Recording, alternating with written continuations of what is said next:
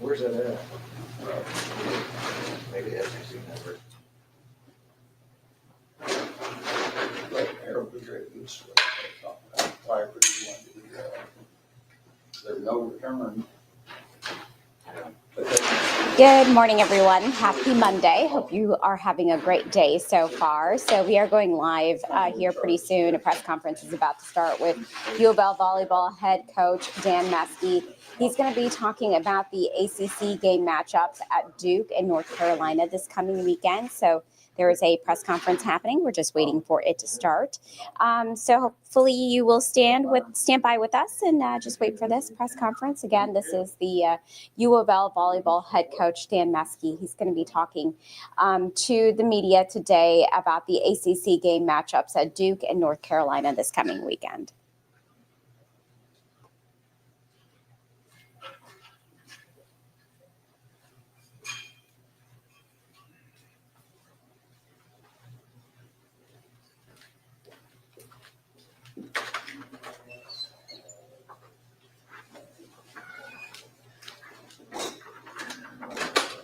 Morning, everybody.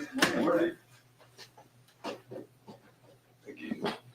So this week, we're heading to Duke in North Carolina on the road. Both those teams are kind of having a little bit of a renaissance. I think with the addition of Stanford, SMU, all these good teams, all these schools are stepping up. The rest of the ACC is stepping up and trying to get better. So UNC has made it to the Elite Eight, but has not been that lucky in the last maybe 6 or 7 years. And I think that they have a new coach, and I think they popped in the rankings. Are they still there? I can't remember. I think they're just on the verge of the top 25 and first in our conference. And so that's our schedule for this week. This last weekend, we dropped a pair to 2 ranked teams, and both 5-setters, and all 4 of our losses are 5-setters. So sometimes we've been out challenged, but I don't think we've been out fought. So Well said, Nan. So yeah, as Nancy said, coming off an emotional weekend, so 2 5-setters at home against 2 really good teams, and up 2-1, which is also an interesting thing about our season, is we've been up 2-1 in all 4 of our losses.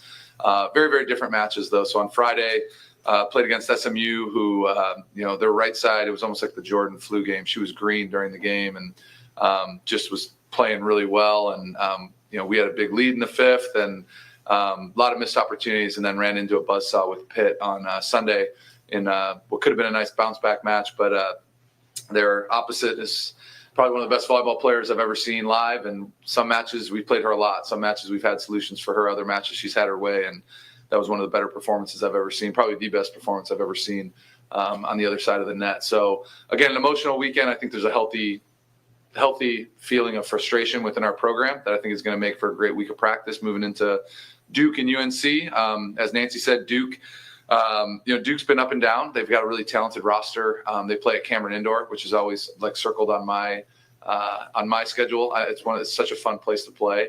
And then UNC is first in our conference. They just got a brand new TerraFlex floor. I think we've been flexed to the 3:00 ESPN game. It's going to be packed there, and that's a super high-powered offense. So we've got 2 really tough teams coming up on the road. Now, you mentioned being ahead 2-1 in your 4 losses. Any common denominator, or why you fell off a little bit, I guess, or? Each match is a different story. So yeah, being up 2-1, this isn't soccer where if you lose in overtime, you get to have 1 point instead of 2. Like a loss is a loss. If you get swept and you score 10 points, it's the same thing like losing in 5 and a heartbreaker by 2. So there's no moral victories in being up 2-1 or anything like that. But what I will say is, with our team, when you do hang an L, it's a different feeling when you're like, man, we should have won that, as opposed to like, oh, look, we were close with them, or, oh, we had our shots. It's like, God, we really had it. So I like the feeling that our team has of the fact that like we're expected to win these matches, but we just weren't able to close. In each of them, if there was a common denominator, I felt like our side out, we would get stuck, but it hasn't been the same rotation. It's been kind of a different story each time. So I think just finding quick solutions to, all-purpose side outs, would probably be the one thing. But again, our team can see it. Like we've played great for long stretches. We just got to become a complete match team.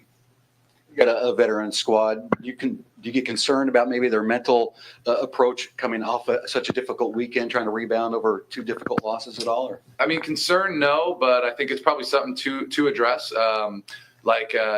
Fifth set. So we've only lost in 5, but we've only gone 5 in those 4 matches. So I think for us in the practice gym, we want to make sure that we're putting ourselves in challenging situations that address how to win a 5th set, as opposed to you've got this monkey on your back. How are you going to get over it? It's like, well, let's just identify these 3 things we want to accomplish in a 5th set, and the results will take care of themselves. So we've already been talking as a staff of a drill that we're going to add this week, just as like, hey, here's our 5th set mentality. Here's how we're going to attack it, accomplish these 3 goals. And, for me, it's like when you have something like that, as opposed to something chasing you, you got to chase it back. So it's like, you don't want to go 5. I want to sweep all the matches, but I'm excited for the next time we go 5 because we want to attack that and win a 5th set.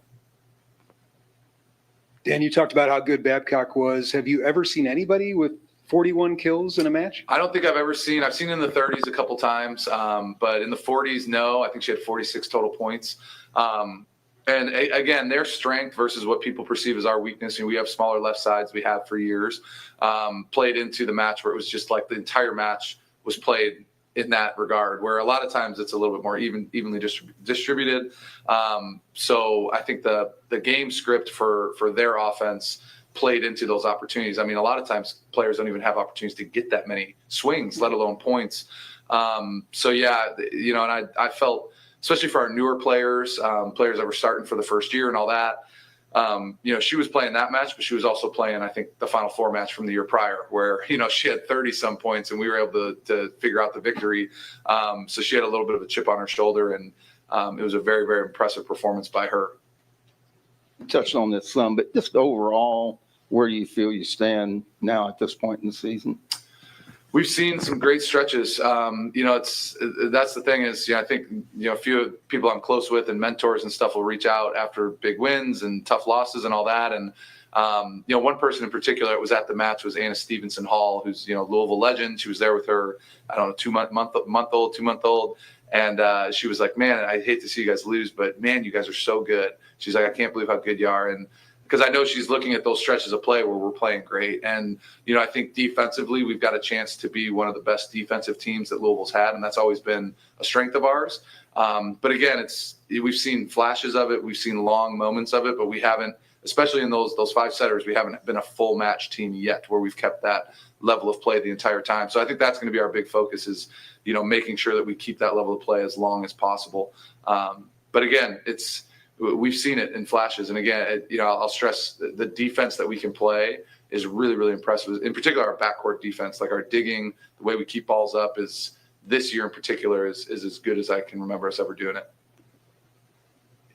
Does it ever become a concern that the 5-set thing becomes a mental thing for the girls? Like I said, I wouldn't call it a concern, but I would call it something we're going to address. And, when things like that, you have a monkey on your back or things are chasing you, you got to chase them back. So we're going to install a couple things this week that we're going to keep on the entire year, just kind of sprinkle it in once a week as far as like, here's, again, when you're faced with something like that, where it's like, we're probably going to be in a 5th set again. And, I won't have to remind the team that we're 0-4 in 5th sets. Like it's part of the deal.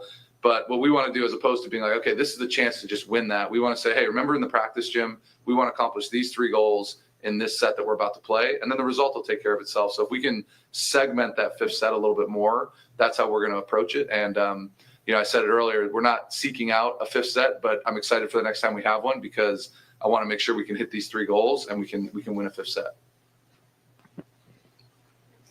After the game, I talked to Olivia Babcock, and she was saying, she said, I told Coach Dan Fisher, how good Chloe Chacon was. I think he believes me now.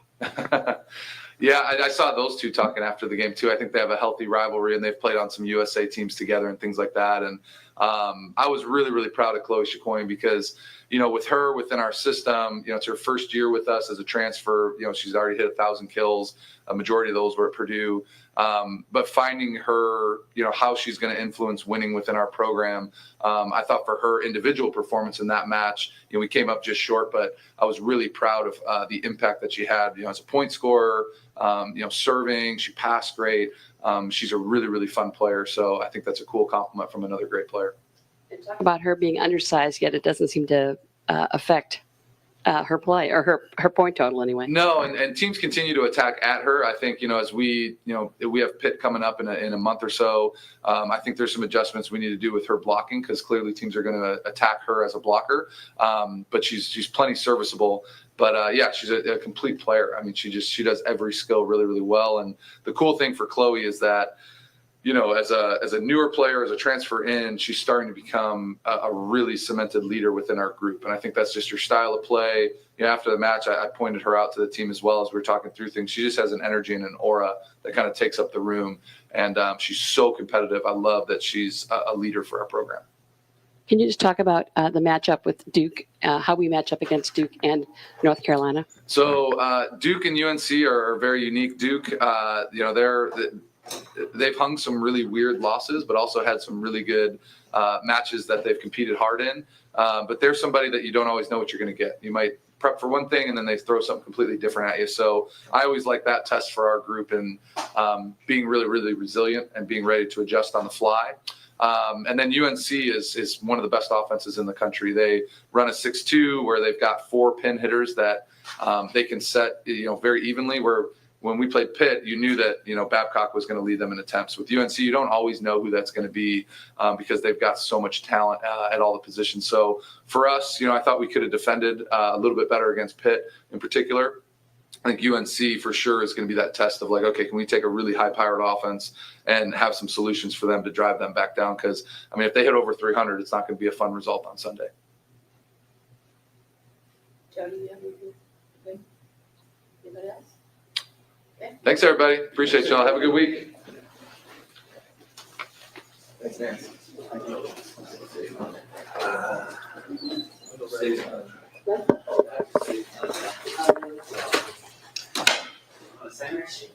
I'm sure.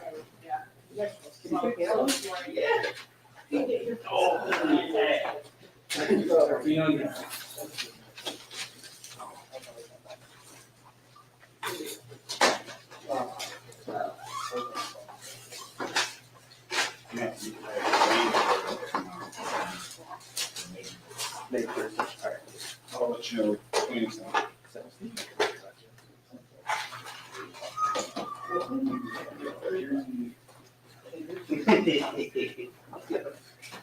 Very much. Appreciate that.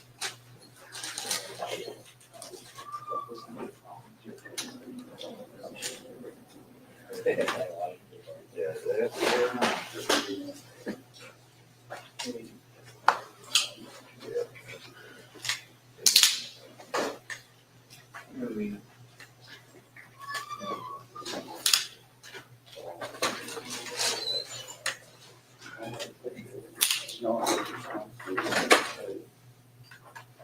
and we should win this game if we play the way we're supposed to play. Yeah.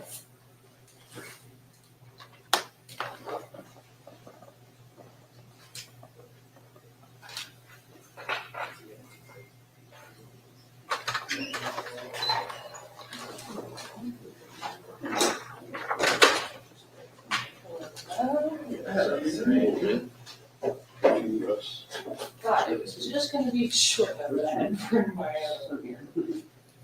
Fish wires, Destin. Pensacola, Destin. We're in Pensacola, this past summer. First time we've been to Florida ever in the summer. We don't go for it.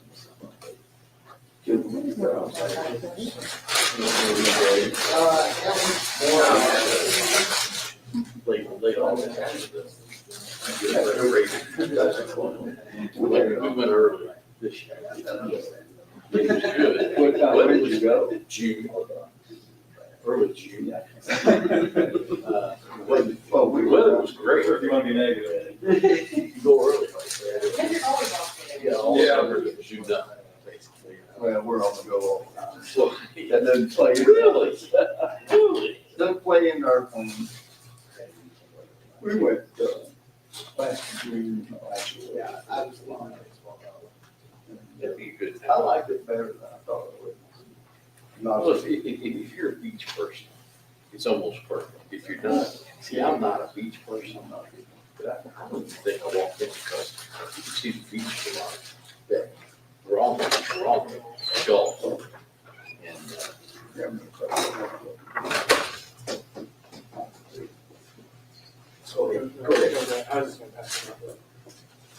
He's gonna pass it. Since you're up. It's hot. It's hot. It's still hot. Man, hot. It's hot. Well, he's good. Yeah, did you see Pitbull? I want to do something different this year. But see, my two sisters are best friends. I did see that. You know, we used to have, or we, under 7 years old, but they don't bother us, they do their own thing. We rent a place. We rented a place for 1 year. I don't know, it's not a bosh on. Very excited It was a about it. 4-story. It was nice. It was worth $32,000. How many But of we you? had, sure, we had 12. Oh, wait. It wasn't worth it.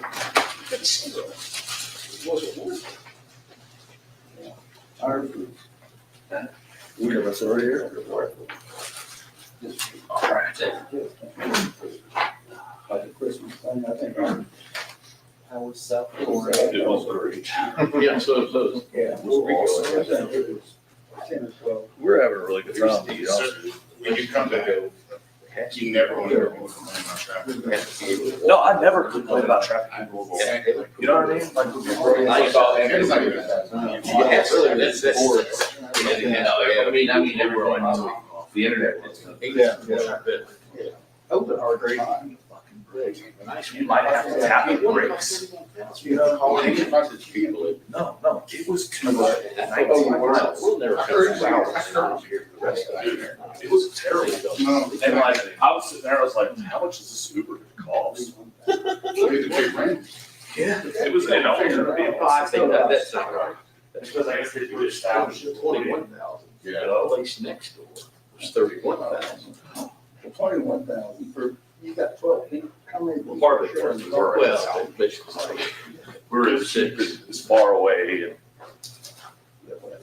6 shows. But if I was a Dolphins fan, there's no way. Yeah. No, if they're bad, no shot. It's 4, 5, 6, 7, which. I give them 3,500 for the week, which.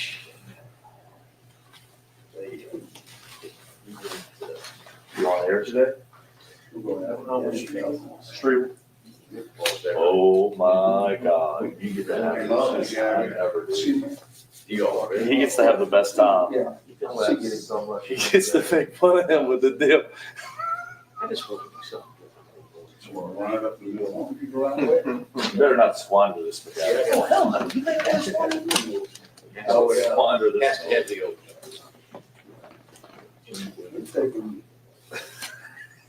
Well, the lunch rush.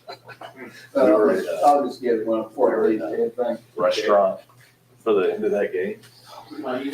Texas is all shit. So bad. Yeah, they're so like, what do you do? That's gonna be so awkward. Like, Arch is gonna have to do that. Like, there's no way you're gonna go into next season with them. Oh, you're done. Yeah, but like, so what? Does he plan somewhere soft and the SEC is a starter somewhere? No, he cannot play in the SEC. He has to play like Mountain West. But does like he gets some like hometown falls into like Tennessee's arms or something? Like, if his name was Arch. Yeah, everybody that said that was You know where he needs to go? He needs to go to Tulane. He needs to go back to New Orleans, play at Tulane, a good coach. But Summerall won't be there. gone. Summerall won't be there. You know what I'm saying? Go play there. Or if Kiffin doesn't, he can go like for his granddaddy's team for whoever that first year. Right. In Ole Miss, I just can't think, you know, he's got that Working Parker, deal. I can't think of a worse NIL match. For glasses, for. There's no vision. Yeah. He's got the worst vision. Sounds like he needs to wear those glasses during the game. Hot rod. I hate this crap. Like, I'm about to go boxer. Should be pretty good. Should be pretty good. Yes. Yeah, it's just.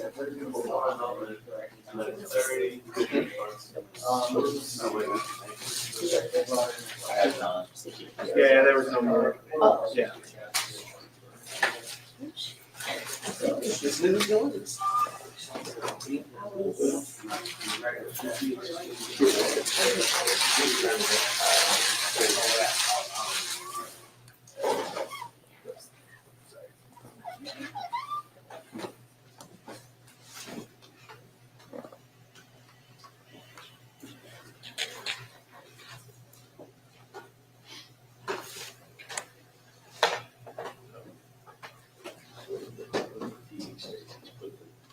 Score on the thing Oh, Friday night. oh, they did? I looked up there and it said, Floyd Central 95. You always need 0. It's pretty much around, I can't remember. 42-6. I'm sure Florida could have scored 95. They got the trailer to the second. Was it Trey? Who's that? Floyd Central. It's like the supporter. Castle. Yeah, they're not like, They gotta go. they got them first.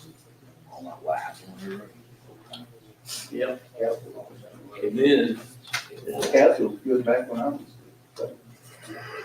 And then I stayed after Castle. And then you had, like, Norvell got the little bit of confidence this morning, which I guess. Oh, the confidence for just.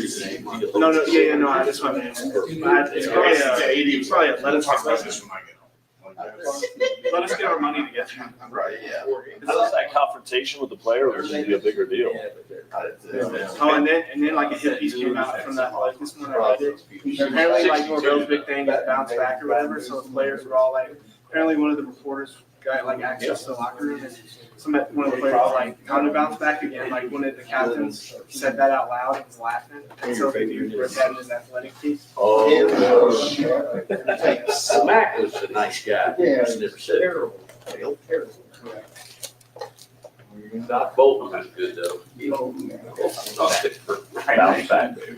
Phil Griffith was, he was on there. Phil Griffith, Jeff. Yes. This is really. Bill Ware. Tried to touch you. Madison. No, it's Floyd against Madison. Oh, Floyd. At Madison, they had to go to the Madison curve to the right. The game ended. Kid had never played the game, it was a freshman. Caught a 2-point conversion, went to pass. What do you think I'm gonna list? I remember David Booth, South Powerhouse, Clumsy's. Doc took a team to Columbus, maybe get Mike Phipps that one. Columbus was already. Oh, no, it was a bunch of fun. Pretty good football. Yeah. Both. Big school. He's been, but he's. People moved down, Brownstown's team. They got 6-8 talent. Yeah, he said that if you take them in college. My second to win. I checked some yesterday and I want 50%. I should say I'm giving them all 3 mistakes. What's that? Whatever message you need to relay. That was good, Gorgon. Okay. Never has been Just real. said to be there at 7 o'clock. He said the show starts at 7. Why do you go through all that here? 2 blocks away. Yeah. So I can come in. Yeah. It doesn't matter where my location is, I want to whether. No. I think it's gonna be like 46 at kickoff. 46. The guy said, he hadn't won excited. He's a nice guy. That's what I'm saying. Good. Yeah, and things like that, so. He won't be around long. No. Now it's like around the. Oh, I don't think they'll. Saturday. Not win the game this year. They play Evansville North this week. Yeah, Section. that's the quote from CBS. You know what? 7:30. And they own that 55, because they gave him an extension after that 13 and 0. The whole standing team. No, yeah, I think to bring in a new set, it'll be around like 125 for the whole field. And you must have better. Yeah, they can't do that. Apparently, Florida State boosters are trying to like get Dude, it. they hit up their boosters like a million times. Think like they don't have coach. No, I know. Like, It's like the teachers themselves. They don't have. Yeah, they have like really rich fans. Like they have. yeah, they have some. But they go Check. well. 1, 2. Like they've gone to well. Taggart. And nobody lives there. That's all they should. Yeah. No, I mean, no one's from town. A big booster lives in my neighborhood. You know, he co-owns Holiday World. And he's like, I'm not giving any. We don't get any wrong. No one lives in Tallahassee. People work in state government. Yeah. And students. Yeah. If you get rich, you move to South Alabama. He's on the roster. Or 30A. And they'll be the first ACC team to take a Saudi deal. Yes, they will. Hey, we didn't talk about it, but like on Friday, did y'all probably didn't talk about it either, but they talked about moving the Holiday Bowl to Saudi Arabia? And then you got a job. Did you, and the ACC was like, no. Yeah, they. Some of The Big Ten. Oh, yeah, those split their legs wide. Yeah, Big Ten to do it. because what there only had 2 schools vote against private equity. Yeah. What holiday is that? Yeah, what kind of holiday is that? Big Ten.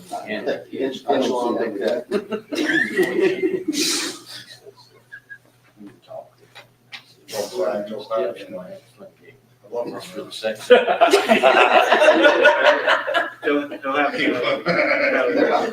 a random ideas. Joe Classic, praying 3 times a day. Big Ten break. Buckeyes, praise be upon him. Did you see the NBC record over the weekend? No. It's where it has B1G and it's. Oh, yeah, big turd. Big turd. Hey, they do have a big turd. Isn't it Iowa, Minnesota this week? That is a big turd. It was Wisconsin. Unless you love defense. The only reason it wasn't nothing because the guys. You got these Iowa. Right. Alabama. Northwestern. What was that? I missed it. TBA, right? Oh, yeah, of course. The broadcasters are on a 6-day hold. No, They're drawing strong. They're drawing. That's what I was saying. Everybody said like. Hell, somebody's got to wear this fucking boss. I was watching Red Zone yesterday. Yeah, we're gonna go to Saudi Arabia. It was on Red Zone. It was like their 23rd time covering the Browns the last 4 seasons. Somebody's like, They're definitely going to heaven. it wasn't even bad. It was like Adam Archuleta too. Bill Ware was fairly good. That Dolphins game was the least I've ever seen a team care How did they not fire in the NFL. They're saying he was like the uniform king. He did though. He did. Oh my God, he did? He had 2 hoodies on, a trench coat, a rain jacket, and then he wore glasses, and there was no sunshine. Levitar's in the back of a wet rat. That's normal though. Like that's just how we do it. Everybody hears offensive manifesto. He was so cool until he was like, nah. But they're good enough. He coached that Levitar was on fire today. Oh yeah, what time's that show come on? They was on before I left. They started at 9. They Oh, started okay. Oh, sure. Jeff, you already. Oh, I was doing it, you know, the space between when the game ends and their post game ends. I was just sending all my stuff to there. College football. Coach is such a fucking. No fan base talks about fucking shit in Miami. Oh, every single time they made a play, this is what they did. They look back, be like, So does Texas. and I look back like, Miami fans. I don't know if you saw it, but we got a first down on that field goal. And, like they were celebrating like they got the ball, and I'm I'm like, first down. They were surprised. Y'all don't know ball. Y'all don't know ball. Y'all flight for You know what I thought? They just can't get it Do you remember out of back it. 2013? Like, no, it's 2025. Yeah. Michigan, the parents 4,000, they're pinning the baseline, the student section. Yeah. And just one girl was in the show. And then this fucker was in the game celebrating. Like, it's not going. Oh, yeah. And they got fans that know that for 4,000. Right. Doesn't even know what. No, they have utterly no idea. The fact that they didn't realize they still had like the It's space. supposed to go for the Like, how did they not realize that? Between 7 to 8, maybe.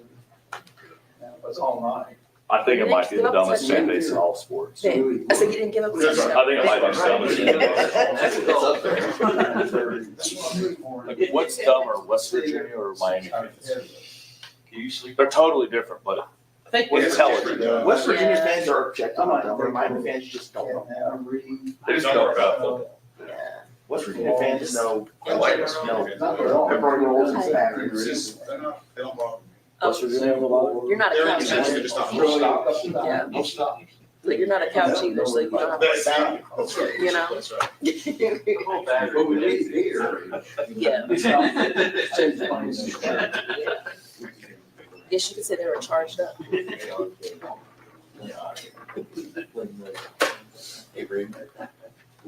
You're not supposed to make that. Oh. I got like 20 more years. Hey, we need to get somebody to clip out the double bird guy, Oh, I know. because on the fake field goal, he was celebrating like they won the title. And I'm like, this is the biggest idiot When moment. did they have to, when do they legitimately slip their, like, 500? Oh, I don't know. Maybe when Michael Irvin's in a wheelchair. My daughter, they were here on the shirts. Right. Like, no shit. Did they all forget? Well, Florida doesn't do that with Like, Emmitt that's Smith. been with it. Right. I mean, Florida doesn't do that with Emmitt Smith. Like, Florida doesn't do that. Like, and if they did, Emmitt Smith is in Depends commercials. Oh. You know what? That's all. As soon as they go one, South Country, right? It doesn't make me feel younger. That's right. Hey, have you seen how tapped up he is? Like, they must have some good cocaine down there. Michael Irvin. Yeah. They stand up. Yeah, it is. They Hey, do Rick, Cali hey, with Rick, women. what's your secret? Yeah. Is it Slim Fast? Yeah. So they had DJ Khaled A do little bit of both, eh? That was hysterical. That's good. So here's what I don't understand. Rick Ross is lost weight. Like, DJ Khaled works out, but you're the same size. Like, somebody's lying. You say DJ Khaled just worked out. Oh, shoot. Right. Yeah. Exactly. I work out too. I go to the sauna. I go to That's my workout. release Sauna. the toxins, you know, just, It's the DJ Khaled workout. We Oh, could breast oh. music, but, you know, back on the right way, and they never. He's gonna be the next one. We're exclusive. No, there's like galvanized out at that point. They got came apart last year. Yeah. They went up to Syracuse. So that's a big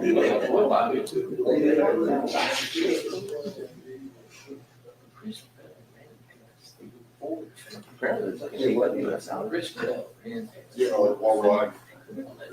Or that's in the lost. There's a lot of internet services that are down right now. Experiencing some child, Roblox freak out. Oh, he is. Oh. They were in DTs.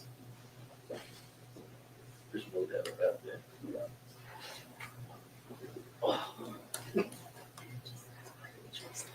Question about that. Yeah, I got a question. Yes, I heard it. I just didn't, I got a question. Yeah. Okay.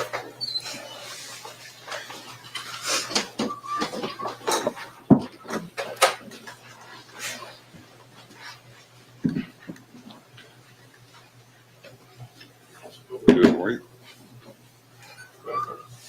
Okay. Well, it's time to get back to work. I think, without question, we had a great feeling on Friday night coming out after the game. It was a big win for us. I thought we had a great fan turnout at the game. They were into the game. Players came ready to play, and we played a full game to the end, and squeaked it out there at the very end. So proud of our team and our effort, and it was a good performance by us. So it was good to see us do that after 2 weeks of a bye week. With that said, it's one win, only counts as one. So we got to move on and get ready for our next opponent. In my opinion, every week anybody can beat anybody on a given day, and so you got to prepare well. You got to have a good plan. You got to execute, and you got to do a lot of things right in order to win. That's just how college football works. You get about 10 to 12 possessions a game. You got to make them work. We were able to force 4 turnovers against Miami. That basically helped us win the football game, amongst some other things that happened. So we've got to play efficient football. We've got to try to get leads. Obviously, when we get a lead, it helps us play good football. This really was the first game that we had a lead, other than maybe Eastern Kentucky. So we've got to continue to try to play good early on and take care of the football while we're doing it, and continue to find ways to get better and find ways to win. Jeff, the past couple of years talked about the game after the big game. Obviously not as much success in those, but those were road games. How much does being at home do you feel like will help in that preparation to not have that letdown? Well, I think you've got to practice hard and you've got to prepare hard, and you can't take your foot off the gas. It's been talked about before. I think as I looked at that, we play Wisconsin one year, Ohio State the next year, Michigan State the other. I mean, those aren't easy games. Really any conference game is an easy game. So yes, we're excited to be back home. I think our team understands, James Madison came in here and had the lead, and we had to fight and scratch to get back. We have to play efficient football. We can't give the team points. We've got to do the small things on every play in order to win. And I just think and we have to have a good plan going in as coaches. So I just think we got to put the work in, and hopefully our team realizes that the work has to be put in, the preparation has to be put in, and then we've got to perform and take the test on game day. And that will not change. And we've got to be good at it, and hopefully we understand that.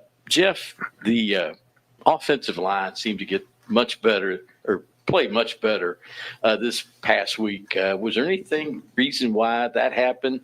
Did they just have a good game? And I got a couple other things I want to ask you, but go ahead. Well, I think that just like everything, when you lose, the quarterback's going to get the blame. The offensive line's going to get the blame. Coaches will get the blame, which they should. And that's magnified. And when you win, it's magnified as well. Do I think we played better on the offensive line? Yes. Do I think having more balance and being a little more healthy in the backfield probably helped us as well. I think we had a few new wrinkles I thought that probably helped us as well. I thought that we got the ball out very fast, which helped us as well.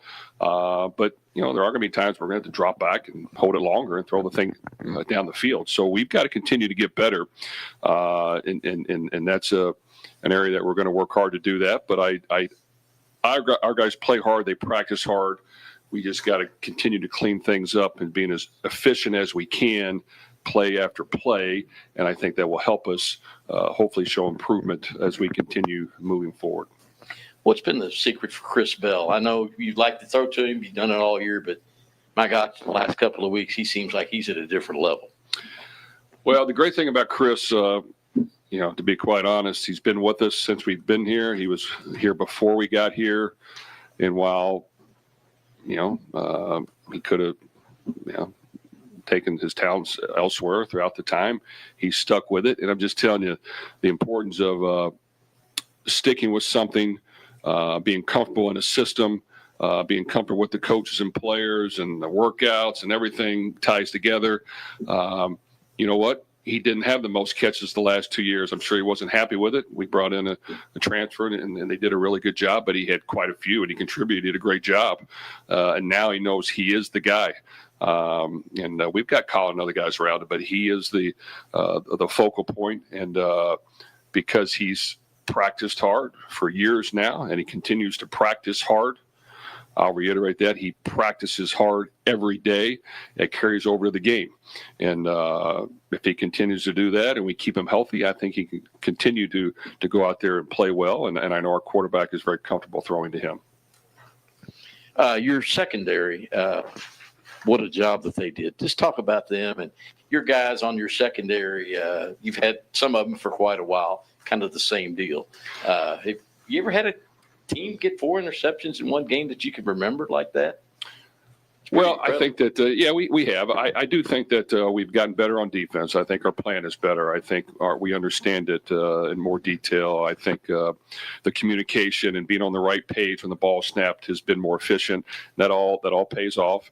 That was a good quarterback and a good team. We got off to a 14-0 lead. We kind of kept the lead for the most part during the entire game, even though it got closer. And they thought they needed to throw the ball more than they had in the past. And I'm just telling you, when you can take a team out of their comfort zone and make them do things that they would rather not do on a consistent basis, the quarterback felt like he had to make a few more plays. And because of that, he kind of forced the thing up the field a little bit. And we were there to make the play. And I just think, and that's a great quarterback. I just think because those circumstances happened and we made them do something that they hadn't done all year. They had the lead every game. I mean, very sadly, the lead in every game. They were forced to have to throw the ball more than they wanted, and we took advantage of that. And we made the play when it was there, which doesn't always happen. We kind of tease our defensive backs. There's a reason you're a defensive back, not a receiver. But they proved us wrong in this game. They caught all of them. Even one that was a penalty and got called back. They caught all of them, and they did a great job. So a great job by our defense, and they really came through for us. Jeff, speak to Boston College. Offensively, a good running back and an explosive wide receiver. And then defensively, last year, if I recall, they came out and did things you had never seen before. So how much does that make your guys really focus this week, knowing that they kind of surprised you a little early last year? Well, it was 20-0. We were losing. The fourth quarter, we were down by 10. And we had to fight and claw to get back. And, if our guys don't remember that, then there's something wrong with them. So, it's the same coaches. They've, unfortunately for them, had a couple close losses that have hurt them, but they easily could have won. They have a good quarterback play, really solid running back, the leading receiver in the ACC. The defensive scheme gave us some problems last year. So, we're going to have to play well. So I think that every team in our conference is competitive. You see it across the board every week, and we're going to have to play well to win.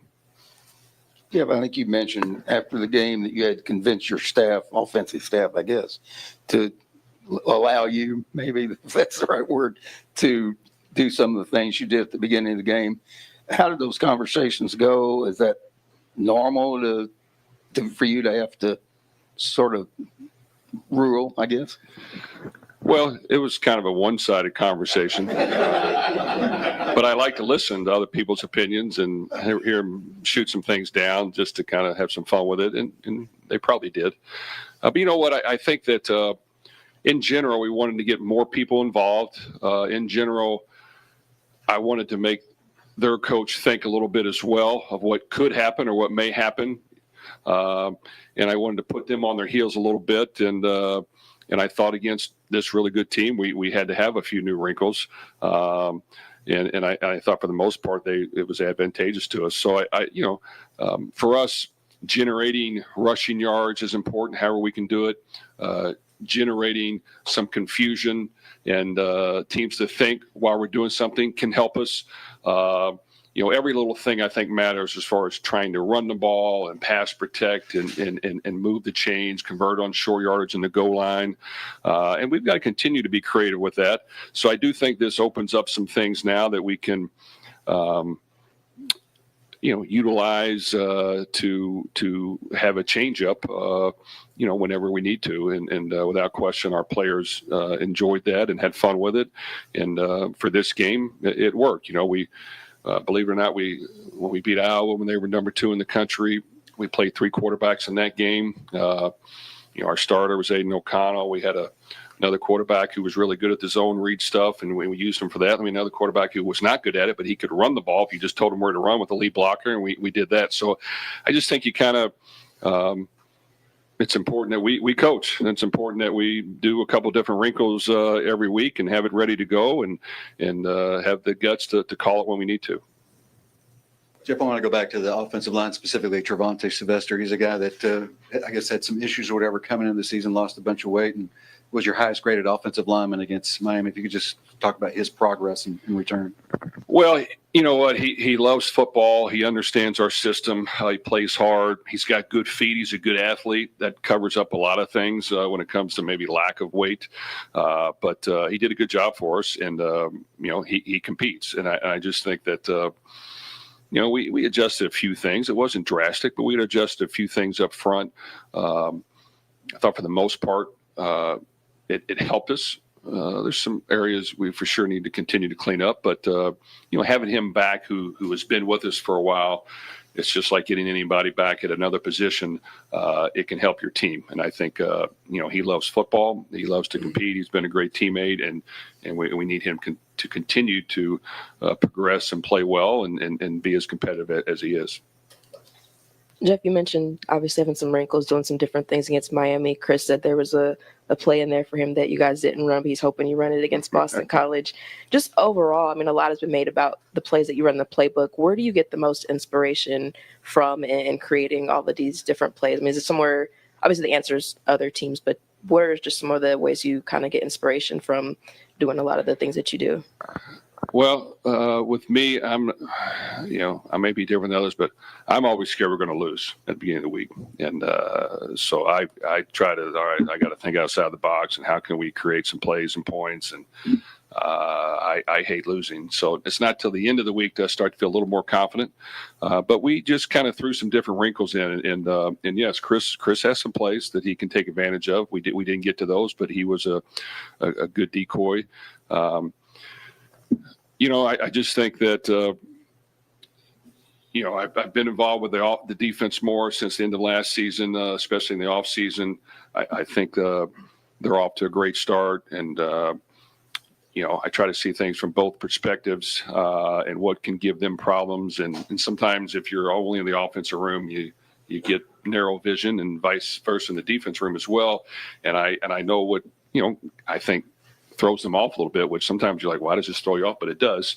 So I just think you just got to continue to be creative and put your players in the best position to win. And while you need to have a system and a package, it's okay to tweak that and throw some adjustments in there if you think you're getting your ball to the best players, and if you think it can help you win. And you know what, like I said, sometimes it works, sometimes it doesn't. Sometimes it looks like crud, and then you're like, why did I do something so stupid? So you just continue to work your way through it. Jeff, to go off of that a little bit, you mentioned fun the other night a couple times. Chris talked about how much fun they had in practice, and he said people were kind of like, what's coming next, and to see what's happening. Even one of the defensive guys said that they kind of fed off of that. How much do you need that in the middle of a season when, it can get, long days and nights and things like that? How much fun do you have to have? Well, I think it's very important. It is a game. We all want to win. We all want to win bad. Players, coaches, fans, everybody, which is great. We want that. But, man, you work year-round, and these guys work year-round, and we just had one loss, and you just feel like crud, man. You get down, and you're like, gosh, dang it, man, I wish we could have done this, and that. And you don't want it to deter the same work ethic you had and the same energy and the same drive that you had to be great, because it easily can. People read and they hear things and see things, and all of a sudden you lose. You're like, oh, okay, shoot, we're the worst team in the country. So you got to just find ways to make it fun. I want our guys, throughout the season, hey, I hope we win them all.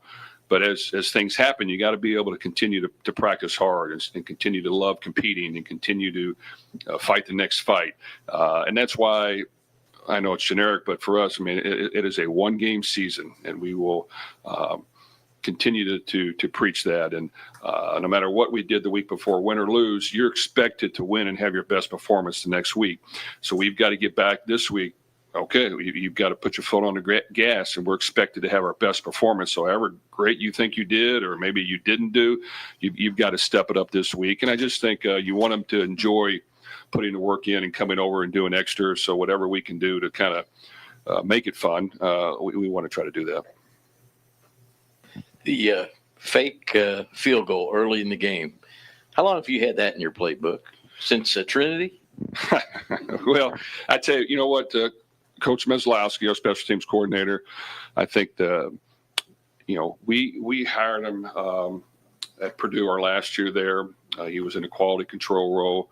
I think every year he's gotten better and better, and he'll be the first to tell you, look, I want to be creative, and I want to make sure as you're studying anything you want to do, don't be afraid to bring them up to us and let's try it. And then if I see something even on Twitter or another team do, I'll send it to him. But without question, he's done a great job of, in my opinion, especially last year and up to this point this year, for the most part, we've gained the advantage in special teams, which is huge. We've been outstanding kicking the ball and being accurate with that and blocking. We've been pretty good on our return game this year. We've carried fakes every week. It's just a matter of calling it. Sometimes when we have things in, I don't want to think about it too much, so I'll just have them come to me quickly before and ask me, and we go with it or we don't. I don't want to think about it too long, but we have a plan going into it, and without question, we thought this look was there, and we executed it pretty well. And we had some other things in too that we almost called, but I didn't allow them to pull the trigger on it. But we'll see if we can use it moving forward. Can you tell us what that was? No, Yeah. Jeff, how did you think Miller played in the game overall? And then what would you still like to see or see more of from him? Well, I think, I've talked about Miller before where, this young man really cares. He works really hard, just like Tyler. He's coming here his last year to make a difference and to prove to people that he can be a productive player. And I can't talk more about the work ethic he puts in to do that. With him, every player's different. The guys that care so much can sometimes press during the game because they just want to make every play and they want to do things right. They've got to be able to, pull back from that and play a little looser, but be smart as well and don't think that they have to do that. Right now, he's not the most mobile quarterback in the world, and when the play breaks down, he's got to be able to get up in there and get us some yards, or occasionally tuck in and run it, which we've talked about every game. I don't think any rushes again other than some sneaks, so we've got to continue to work through that. If he does have to get outside, he's got to throw it away. Unless someone comes open, we don't need to force it. There were a couple times it was a little close there. So I just think he's got to continue to make good decisions. What he can do, he's an accurate passer. He can see things. He's played a lot of football. If we can get some things open and spread some things out for him, I think he can deliver the ball accurately. Sometimes I tell him, look, every play is not going to be open right away. You've got to be able to have some patience and allow things to develop and work through things. And he's continuing to do that. And I think, these guys really had a good pass rush, and he knew that. So I think sometimes just relaxing in the pocket, throwing, having great poise, and standing in there firm and strong. I tell them every time, I say, every throw, I need you to throw with conviction. Follow through, snap the wrist, be on balance. And if you do that, I'm fine. But you can't get caught going backwards and being indecisive too much. And that's easier said than done. You got people coming at you from all angles. You got blitzes coming. Sometimes it's blocked, sometimes it's not. And you just got to know where that outlet is. So I just think we'll continue to work through that. But that's with every quarterback. So even the ones in the NFL, you got to continue to work through that every week. But I thought he came ready to play. He was accurate with his passes. He played a really good, solid football game, and we just got to continue to, play good around him. I thought it helped that we were able to run the football and had some balance and didn't have to throw it 55 times a game.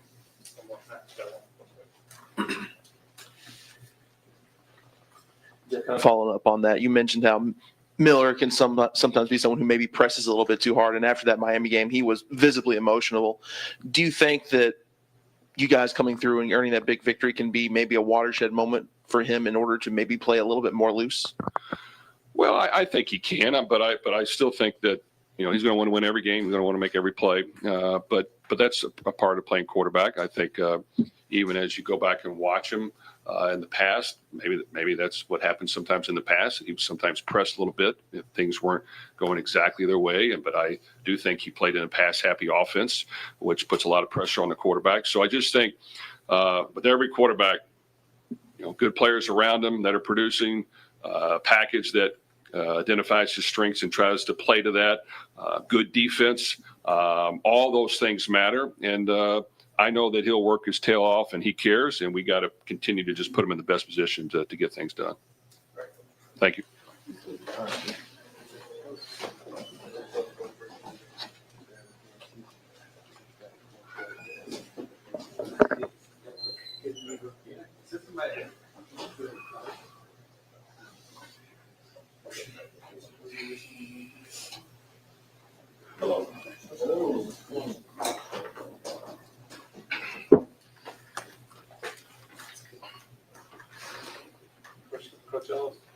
You guys ready? Good. Good afternoon. Hope you guys are doing well. Just really excited about the game our guys performed last week. I think it's a great team effort by our guys. I think look at our staff, not only just the coaches, but support staff does an unbelievable job. Adam Mueller, KD, Brandon Sharp, Dan Rowe, Brent Irvin, they do an unbelievable job with our guys. We always try to give our guys a theme. And the theme last week was the thrill in Manila. And I think when you think about Ali and Frazier, it's their third time competing. It is so much parallel between Ali, the city, the community, and the Louisville Athletics. We played University of Miami in 23. We beat them. We went all the way down to the wire. We played them 24. They beat us. It went all the way down to the wire. So this one was, the thrill in Manila. And in boxing right now, it's 12 rounds. But back when Ali and Frazier fought, it was 15 rounds. And it was in the Philippines, October 1st, 1975. And I think Coach English does an unbelievable job of just permeating that into our players. And we actually showed them that fight Thursday night. And, man, they were just amazed of the blows, the ebbs and flows of that fight. And if you watch that last drive of the game, those guys were saying, hey, man, it's round 15, thrill in Manila. And I just think Coach English did an unbelievable job of delivering that to our players. And I think Ali, in the spirit he had, took us to get the victory. With that being said, I'll pause for questions. Coach, one of the interceptions, I think it might have been JoJo's. You sprinted to the end of the end zone and did a little celebration of your own with the guys and all that. And first of all, have you still got some wheels. You can run pretty fast down there. But what's that emotion like for you when one of your guys makes play? It's just euphoria, really. I mean, as coaches, we're just ex-players. I mean, when those guys make plays, as a coach, you feel like you're making that play. And you just know how hard those guys work this offseason and training and the preparation they put into having a successful game plan and implementing that game plan. And just to see JoJo being from West Palm, he had 50 to 60 people at the game for him to make that play. Man, that's an unbelievable feeling. Because you know how much time and energy and effort he put into this game. And to see that as a coach, man, it make you proud. Like, Coach, really, your players are your coach, closest thing to your kids. I spend more time with my players than I do my own son. And like I always said, the players are the closest thing to your kids. And we make that play, man, just, like I said, just euphoria. Just you feel a sense of joy, a sense of happiness, and just want to do it again. Steve, Carson Beck only had 3 interceptions coming into the game, he had 4, obviously, against you guys. What can a game like that do for the confidence of these guys, especially knowing, maybe a lot of new guys, but last year's passing defense wasn't as strong maybe as this year? Great question. I think first of all, I think it goes to the whole defense. I have a little girl. She's 7. Her name is Ava Rose, and she loves to eat cheesecake. But that's third down, and that's getting up the quarterback. You got to eat your vegetables, and that's for us stopping that run. And that's what we did last Friday night. our D-line, our linebacker, they feed the run game. In the balls pop, in the secondary, we got the football down. So stopping the run for us, just eating the vegetables. You got to eat your vegetables. Third down, now you get to the cheesecake. You get into the brownies. That's what we feast at. But you got to shut that run down first. And that's the thing I think those guys did an unbelievable job of. And I think when you look at it, the more time you have a chance to put the ball in harm's way throwing the football, the more times that Cleve, Renee, those guys, AJ, to get after that quarterback. But until you eat your vegetables, you can't give them the third down. And more the time the ball's in the air, we got a chance to affect the quarterback. That's when we got a chance to make plays for our team.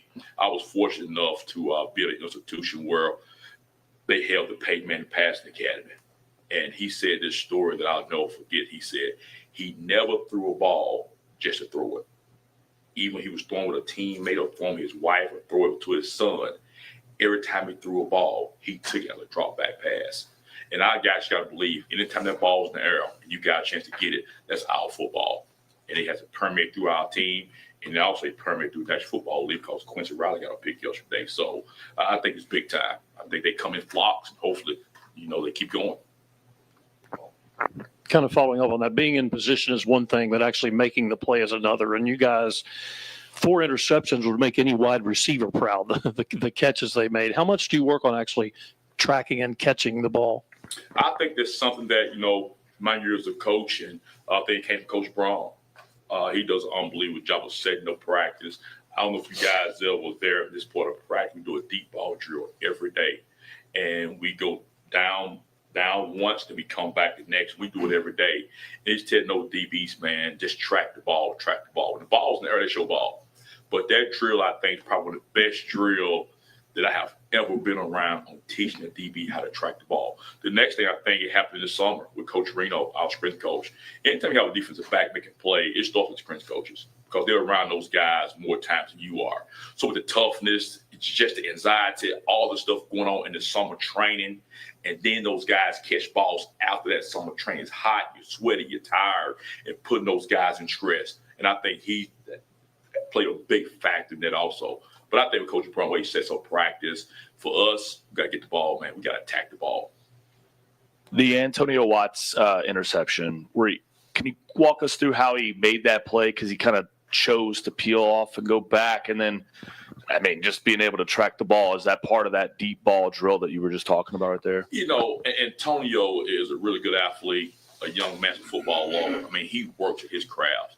I think if you go back 2 weeks ago, he had a one-handed pick against Pittsburgh around 2 or 3 yard line. So first of all, man, he got unbelievable ball skills. I think he was a baseball player in high school, so that helps.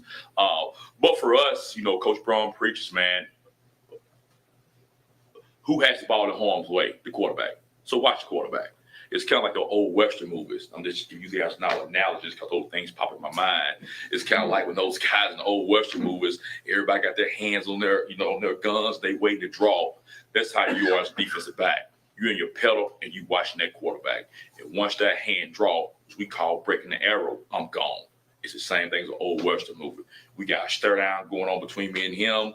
And once that arrow breaks, I'm gone. And just for him, just being a phenomenal athlete, catching the ball, making a play, and putting our team in a good position to make plays. And I think we scored off that drive. So anytime we can give the ball back to our offense, we really don't call them turnovers, we call them takeaways. No, we take the ball away. That's our job, take the ball away, to put the ball in Coach Braun's hand and let Isaac and Miller and Bell, Lacey go do their thing.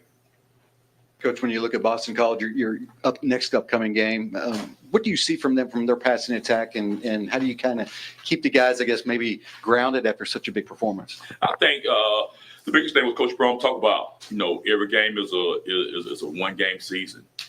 We played last Friday night. Hey, that game is over. Our focus right now is on BC.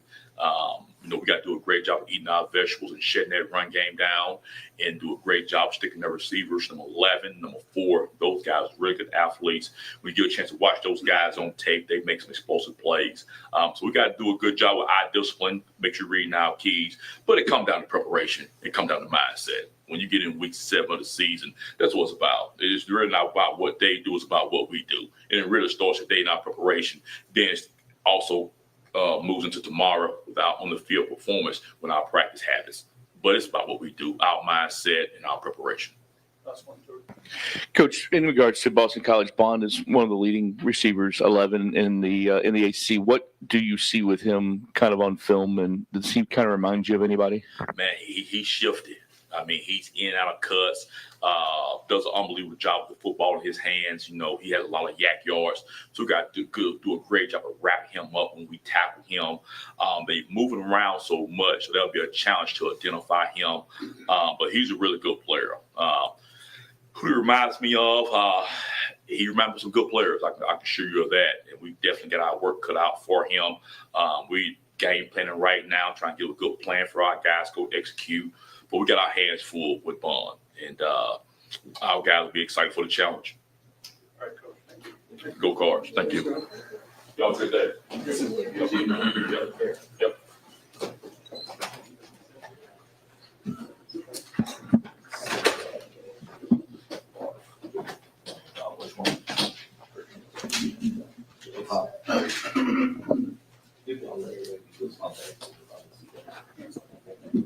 I look forward to seeing that game at that stadium. That's like the one time I would have not minded a night game, but still. I'm not gonna so, day after, but more importantly, the day before. How about that? The last time we had a real game on my birthday, good things happen.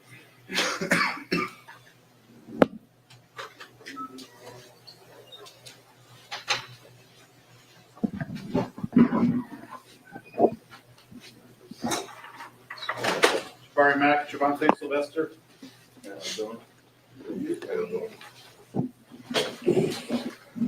Questions for our guys?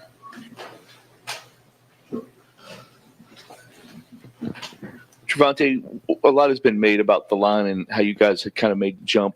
It kind of goes in line with you being back out there on the field. Kind of take us through how difficult, I guess, it was to sit out, you know, some of fall camp and early in the year, and when you got back, how much you've kind of progressed. I mean, it was definitely difficult sitting on the side watching my teammates, my brothers, go out there without me and put in pain without me. That's something I definitely wanted to do with them, and I felt like a piece of me was missing when I wasn't out there with them on the field. But I just got to thank God that He allowed me to step back on the field with my brothers and get out there and put in some more pain with them.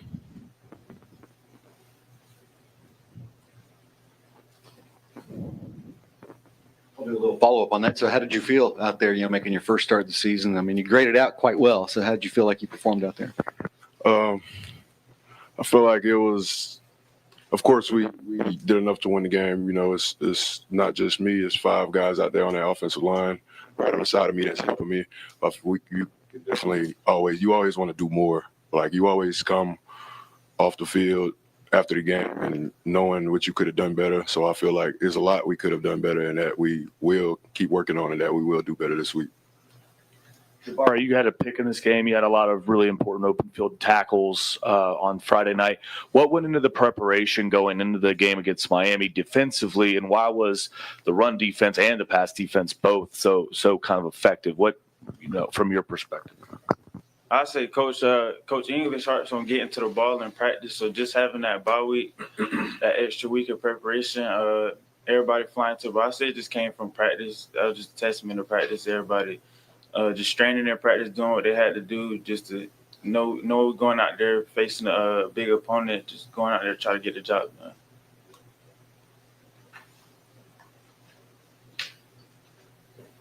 For both you guys, how do you guys celebrated the other night? How do you put that behind you and focus now to Boston College so you don't have a letdown moving forward? Like Coach Brown always says, it's a one-game season. Every week we move on to a new team, so we got to treat that team as that's just our one-game season that week. So we have to, after the game, we literally have to put it behind us and focus on the next team. It doesn't matter anymore. I say it start honestly today just watching tape on Boston College, getting ahead of the game, just recognizing formations, getting familiar with their offense. That's the main thing. Just starting to watch tape early. The last year against Boston College, they came out, they were up 20-0. They'd done some things defensively that you guys hadn't seen. How much do you remember that as a group, and how much do you kind of take that as, okay, we really have to be ready this week? Yeah, we do remember that, and we remember how hard it was to fight back, to get back into that game. And going into this week, like even my offensive line coach, he literally instilled that into us after the Miami game while we were watching film. He told us to remember what happened the next week after coming off a big win. And so we got to play to our full potential and not let up on anything. Yeah, Coach was in here talking about the thrill of Manila and how he used, or how the coaches use that as sort of the theme. What was your guys' reaction to that, and how did that play into your performance?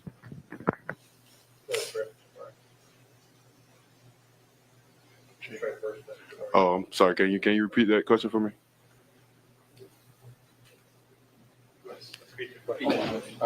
I'm sorry.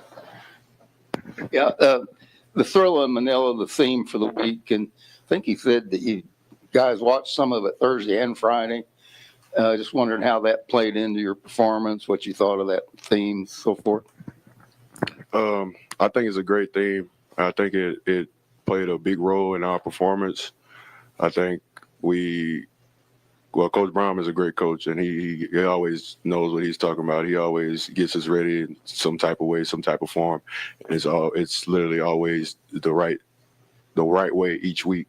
So I feel like that theme was literally perfect for that week.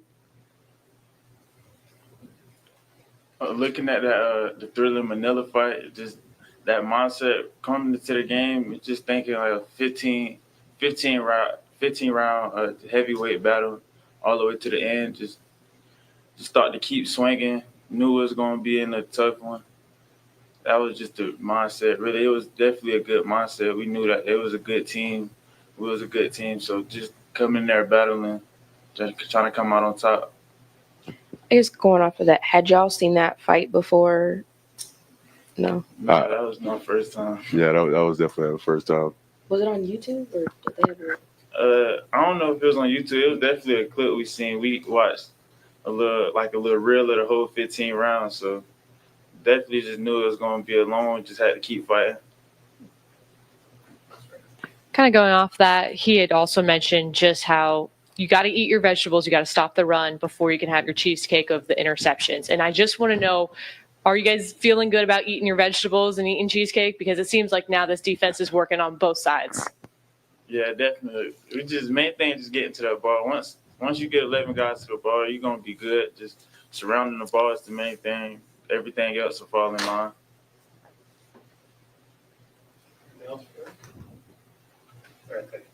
Thank you. Thank you.